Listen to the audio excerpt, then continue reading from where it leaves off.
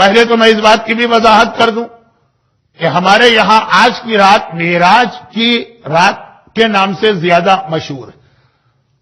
یہ مبس تو انڈیا پاکستان میں بہت کم لوگوں کے ذہن میں تھا، اب نہیں، اب تو بہرحال کافی اویئرنیس آ گئی.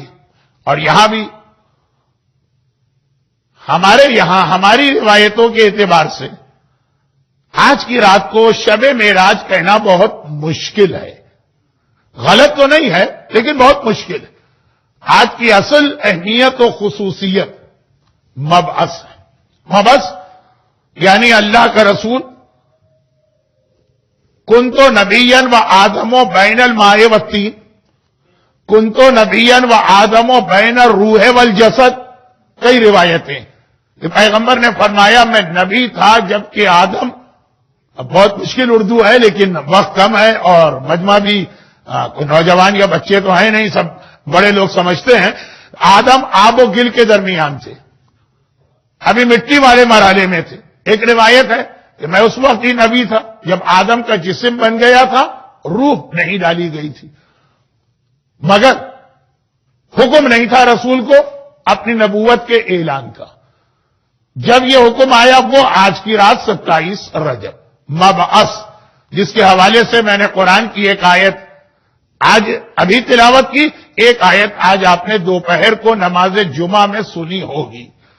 حضرت ابراہیم کی دعا میں نے تلاوت کی، وبعث. ابراہیم نے کعبہ بنا لیا اور اب ہاتھ اٹھا کے دعا کر رہے خدا بندہ اب ان مکے والوں کے بیچ میں وبعث، مبعوث فرما، تو سینڈ، بھیج اس رسول کو جو تلاوت کرے گا اور کتاب و حکمت کی تعلیم دے گا اور پاک کرے گا. اور سورہ جمعہ میں اعلان ہوا والذی بعث فی الامیین رسول، اور اللہ نے اپنے رسول کو بھیج دیا. یہ ہے وہ لفظ بعث، مبعث، بھیجنا، ٹو سینڈ، جو آج کی اہم خصوصیت. اور اس حوالے سے ہم نے اعمال انجام دی. اعمال میں بھی بار بار مبعث کا تذکرہ ہوا دعاؤں میں، لیکن جو اعمال اپنے انجام دی الحمدللہ طویل ہو گئے تھے لیکن آپ حضرات کی پوری توجہ بھی رہی اور صاحبان ایمان کی خاصی بڑی تعداد شریک بھی ہوئی. اہم ترین جو عمل ہے وہ تذکرہ ہو گیا کہ 12 رکعت نماز ابھی باقی ہے.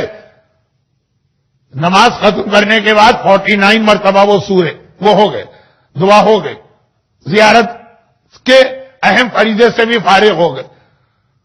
لیکن اہم ترین عمل یہ نہیں ہے. یہ نعوذ باللہ میں نہیں کہہ رہا ہوں کہ یہ عمل کی اہمیت نہیں، اہم ترین، موسٹ امپورٹنٹ، سپرلیٹو ڈگری، افضل تفضیل، وہ ہے کل کا روزہ. سب سے اہم عمل جو مبعث کا اعمال جسے کہا جائے وہ ہے روزہ.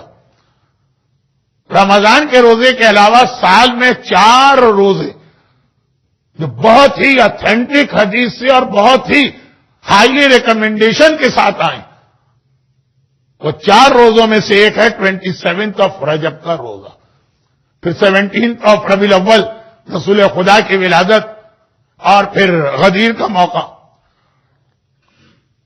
اور ان 4 میں جو سب سے کم مشہور ہے، آپ کو موقع ملتا، مجھے موقع ملتا حج کے دوران، 25 ذوالقعدہ ذاہو الارض، وہ ایک الگ موضوع ہے. ہمارے ہاں جو روزے بہت زیادہ رکھے جاتے ہیں سنت روزے، 13 رجب کا روزہ لوگ رکھتے ہیں، بہت اچھا رجب تو پورا مہینہ روزوں کا ہے. 3 شعبان کا روزہ، 15 شعبان کا روزہ خصوصیت کے ساتھ ہوتا ہے. امام بارگاہوں کی محفلیں اور مختلف پروگرام اس کے اعتبار سے اسکیجول کیے جاتے ہیں کہ آج لوگ روزے سے ہوں گے، افطار کا انتظام کرنا. مگر ان تمام روزوں سے زیادہ اہم روزہ 27 رجب کا ہے. تو کل کا روزہ حتی الامکان. ایک سوال مجھ سے کسی نے نہیں پوچھا، اور اس لیے نہیں پوچھا کہ آپ جانتے ہیں، ورنہ عام طور پہ سوال یہ ہوتا ہے کہ مولانا آپ نے نماز پڑھائی، آپ تو سفر میں 4 دن کے لیے آئے اور نماز آپ نے پوری پڑھا دی. لیکن اب اتنے زیادہ علماء آپ کے درمیان آنے لگے ہیں کہ مجھ جیسا طالب علم کو ضرورت نہیں وضاحت کی کہ کثیر السفر کو سفر میں روزہ بھی رکھنے کا حکم ہے اور نماز کا بھی. تو یہ والا روزہ تو ایسا ہے کہ ہم جیسے مسافروں کو بھی رکھنا چاہیے، لیکن جو لوگ یہاں ٹھہرے ہیں، مقیم ہیں، جن کا وطن ہے، تو کل کے روزے کو حتی الامکان مس نہ کیجیے۔ اور اس کے ساتھ میں ایک جملہ اور بڑھا دوں تاکہ عمل صحیح ہو۔ جس آدمی پر زندگی میں رمضان کا کوئی بھی قضا روزہ باقی، اسے کل کا روزہ رکھنے کا حق نہیں۔ وضاحت کروں گا، پہلے جملہ پورا سن لیجئے۔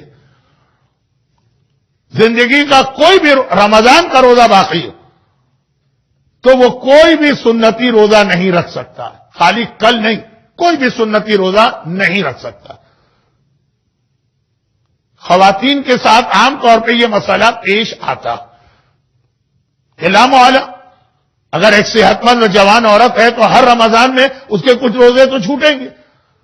اب رمضان میں جو روزے رکھ لیے جاتے ہیں بعد میں قضا مشکل تو نہیں ہے بلکہ آسان ہے۔ ہم تو موقع ڈھونڈتے ہیں کہ ایسا کوئی موقع بنے، کیونکہ آج کل رمضان 16 گھنٹے کا ہے اور یہی قضا اگر آپ ونٹر میں رکھیں تو شاید 10 گھنٹے کا روزہ بن جائے، تو آسان بھی ہے۔ لیکن بہرحال رمضان میں روزے چھوٹ گئے، اس کے بعد نہیں رکھے جاتے ہیں۔ میں عام لوگوں کی بات کر رہا ہوں، جو متقی نورانی چہرے میرے سامنے ہیں، یہ مسئلہ ان کے لیے ہے ہی نہیں۔ تو خواتین پہ عام طور پہ قضا روزے ہوتے ہی ہیں،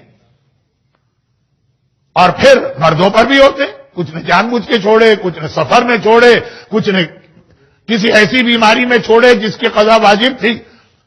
وہ کل کا روزہ نہیں رکھ سکتے ہیں لیکن رکھ سکتے ہیں، اور وہ یہ ہے کہ جس دن سنت روزے کا بہت تاکیدی حکم ہے، ہائیلی ریکمینڈڈ، اس دن آپ قضا کی نیت سے روزہ رکھیں گے تو قضا بھی ہو جائے گا اور وہ سنتی روزے کا بھی پورا ثواب آپ کو ملے گا۔ اس کو فارسی میں کہتے ہیں ہم خرما و ہم ثواب، اور غالباً اردو میں کوئی اچھا لفظ نہیں ہوگا، ایک تیر سے دو شکار۔ عربی میں کہتے ہیں نور علی نور، اور انگریزی میں تو کچھ کہتے ہیں کہ کیا ایک تیر سے دو چڑیا مارنا کیا خیر جوڑے۔ میری فیلڈ نہیں ہے۔ تو دونوں کو ثواب ملے گا، اور اگر آپ نے سنت روزہ رکھ لیا تو دونوں روزے آپ کے ہاتھ سے گئے، کوئی ثواب نہیں بلکہ روزہ غلط۔ تو ایک تو یہ، اچھا اب اس میں ایک ایڈوانٹیج اور ہے، کس میں؟ قضا کرنے میں تو نہیں، قضا روزہ اگر کل آپ رکھیں۔ بھئی میں تو کراچی کا رہنے والا ہوں، کراچی کے کچھ نام لیتا ہوں، رضویہ سوسائٹی، جعفر طیار، انچولی، اسی طرح حیدرآباد کا بھی کوئی علاقہ ہے عبادت خانے کے قریب والا، اور لکھنؤ کے بھی ایسے محلے ہیں۔ لیکن کہنا کیا جا رہا ہوں کہ سنتی روزے کا جو دن آتا ہے نا، اس دن میں تو رضویہ میں پلا بڑھا ہوں، گلی کے نکڑ پہ لوگ کھڑے ہوتے ہیں پان لے کے یا یہ کہ سگریٹ لے کے، کہ سنتی روزہ جو رکھ کے آئے گا اس کا روزہ ہم توڑوائیں گے، روزہ توڑوانے کا ثواب بہت زیادہ۔ آدھا دین جب آدمی سمجھتا ہے تو پھر اس قسم کی غلطیاں ہوتی ہیں، کیونکہ مسئلہ اپنی جگہ کہ اگر آپ کا سنتی روزہ اور کوئی مومن آپ کو سیریس دعوت دے، یہ لفظ تو میں نے اگر سیستانی کا پڑھ دیا، انہوں نے یہ لفظ لکھا، خالی روزہ توڑوانے کے لیے دعوت نہیں دے رہا، لا کما اعتاد الناس، ایسا نہ ہو جو لوگوں کی عادت بن گئی ہے کہ شیرینی یا حلوہ یا کھانے پینے کی چیز پیش کرتے ہیں، بسم اللہ چکھیے، کیونکہ خیال یہ ہے کہ سنتی روزہ مومن دعوت دے تو توڑنے کا ثواب ہے، تو لوگ سمجھتے ہیں کہ توڑوانے کا بھی ثواب ہے۔ توڑنے کا ثواب الگ مسئلہ ہے، لیکن یہ بہت لمبی بات ہو رہی ہے، آج وقت نہیں۔ اگر قضا کی نیت سے آپ نے روزہ رکھا اور آپ پر قضا ہے بھی، وہ روزہ کوئی نہیں توڑوا سکتا۔ آپ خود توڑ دینا چاہیں ظہر سے پہلے وہ الگ چیز ہے، مگر کوئی ثواب بھی نہیں۔ تو سنتی تاریخ کو قضا روزہ ہو تو ایک تو یہ کہ قضا ہو گئی آپ کی، ایک قضا کم ہو گئی، سنتی کا ثواب مل گیا، یہ روزہ آپ مکمل کریں گے۔ کیونکہ بہت سے روزہ رکھنے والوں کو میں جانتا ہوں کہ ان کو یہ چیز پسند نہیں آتی ہے کہ ان کا روزہ کوئی توڑوائے، لیکن وہ حکم شریعت کے آگے بول بھی نہیں سکتے۔ قضا روزے میں ایک یہ ایڈوانٹیج ہوگا، اور اسی میں ضمنی بات آ گئی کہ یہ جو طریقہ کار کراچی میں ہے، مجھے شکاگو کا نہیں پتا، کہ زبردستی روزہ توڑواتے ہیں، اس کا کوئی ثواب نہیں ہے، سیریس دعوت ہے۔ تو بات یہ ہے کہاں سے چلی کہ اعمال میں اہم ترین عمل، جتنے ہم نے اعمال کیے یہ اہم اعمال ہے، اور اہم ترین عمل جو ہے وہ کل کا روزہ۔ ایک بات کل کا یہ غسل بھی بہت ریکمینڈ ہے، لیکن اب میں تفصیل میں نہیں جاؤں گا اس لیے کہ تقریر کا وقت بہت تیزی سے میرے ہاتھ سے پھسل رہا۔ کل کا غسل بھی بہت اہم، بلکہ بعض کتابوں میں تو آج رات کا بھی غسل لکھا، مگر یہ غسل آپ کر لیں، اس کے بعد نماز کے لیے وضو کی ضرورت۔ جمعے کا غسل آپ کریں گے تو آغا سیستانی اور ان کے استاد آغا خوئی کے فتوے میں وضو کی ضرورت نہیں۔ عید کا غسل کریں گے، وضو کی ضرورت نہیں۔ ہم لوگ حج کے لیے احرام کا غسل کرتے ہیں، وضو کی ضرورت نہیں، لیکن 27 رجب کا غسل اگر کریں گے تو اس کے ساتھ وضو کرنا پڑے گا۔ میں تفصیل میں قطعاً نہیں جا رہا ہوں، اس اعتبار سے کہ کل کی مجلس جو آنے والے کل کی مجلس ہے اس کا موضوع یہ کچھ بنے گا تو وضاحت بعد میں ہوتی جائے گی۔ پہلے اصل مسئلہ کہ ایسا نہ ہو کہ غسل کے بعد بغیر وضو کے اس طرح سے ظہرین کی نماز پڑھ لی جائے جیسے جمعے کے دن پڑھ لی جاتی ہے۔ اور یہ بھی آغا سیستانی کی بات ہے، رہبر آغا خامنہئی کے ہاں تو سوائے غسل جنابت کے ہر غسل کے ساتھ وضو ضروری ہے۔ بس یہ اعمال کا حصہ سمجھ لیجئے میرے اتنی دیر کے بیان کو۔ اور یہ سارے اعمال، یہ دعائیں، یہ زیارت اور روزہ، یہ سب ہیں کیوں؟